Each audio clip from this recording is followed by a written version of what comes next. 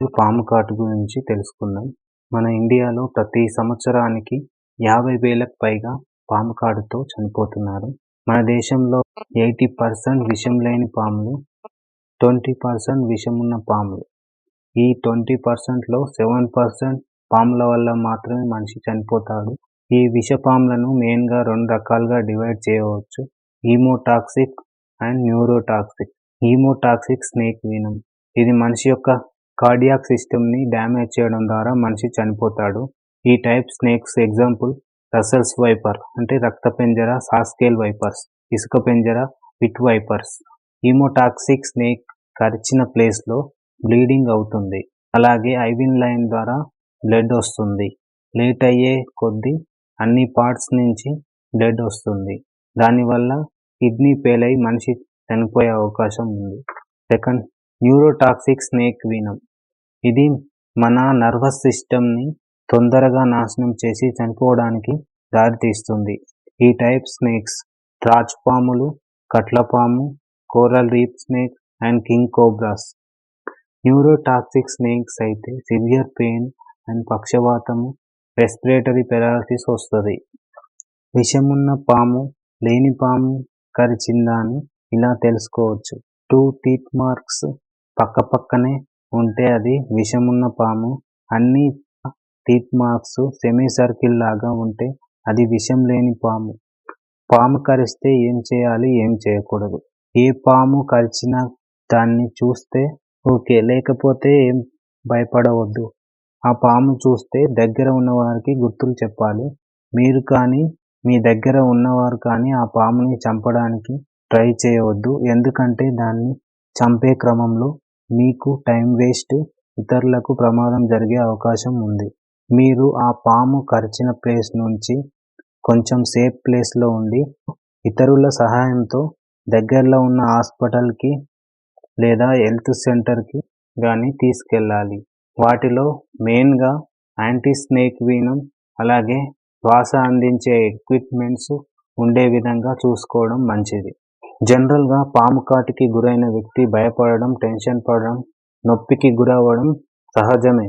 కానీ అతనితో ఉన్న వ్యక్తులు అతన్ని కామ్గా ఉండేలా ధైర్యం చెప్పి ఏం కాదని భరోసా ఇవ్వాలి.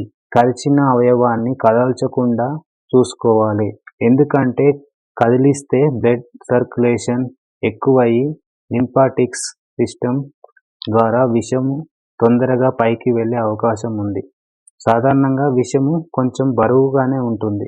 కదల్చడం వల్ల తొందరగా విషాన్ని పైకి తీసుకెళ్లే అవకాశం ఉంది. అలాగే ఆ కరిచిన అవయవాన్ని హార్ట్కి, బ్రెయిన్కి కిందకు ఉండేలా ఉంచాలి. ఎందుకంటే విషం పైకి రాకుండా ఉండడానికి. ఆ కరిచిన అవయవాన్ని తాడుతో గట్టిగా కట్టడం, కట్ చేయడం, పిండడం వంటివి చేయకూడదు.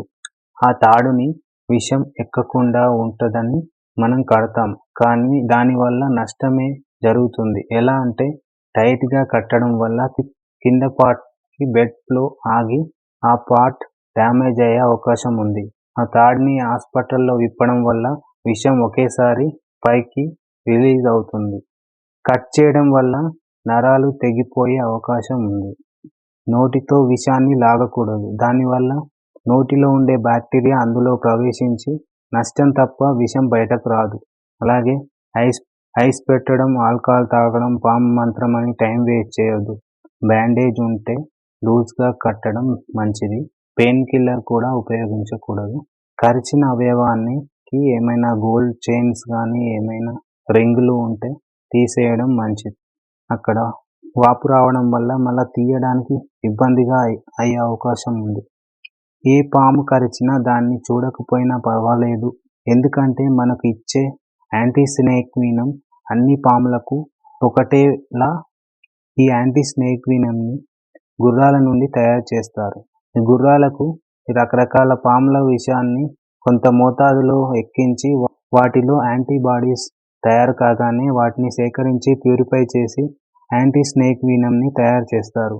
మన దేశం పాములతో తయారైన ఈ యాంటీ స్నేక్ వీనం మన దేశంలోనే ఉపయోగిస్తారు. పాము కాటు లక్షణాలు: సివియర్గా పెయిన్ ఉంటుంది కరిచిన ప్లేస్లో. అలాగే వాపు, చెమటలు పట్టడం, తలనొప్పి, ఊపిరాడకపోవడం, నిద్రగా మత్తుగా ఉండడం ఇలాంటి ప్రాబ్లమ్స్ వస్తాయి. హాస్పిటల్లో చేరిన తర్వాత బీపీ, పల్స్ అండ్ టెంపరేచర్ని చూస్తారు. అలాగే శ్వాసను చెక్ చేస్తారు. నార్మల్ పర్సన్ అయితే సింగిల్ బ్రెత్లో 30 వరకు ఆపకుండా పలకగలడు. అదే పాము కరిచిన వ్యక్తి అయితే అలా పలకలేడు.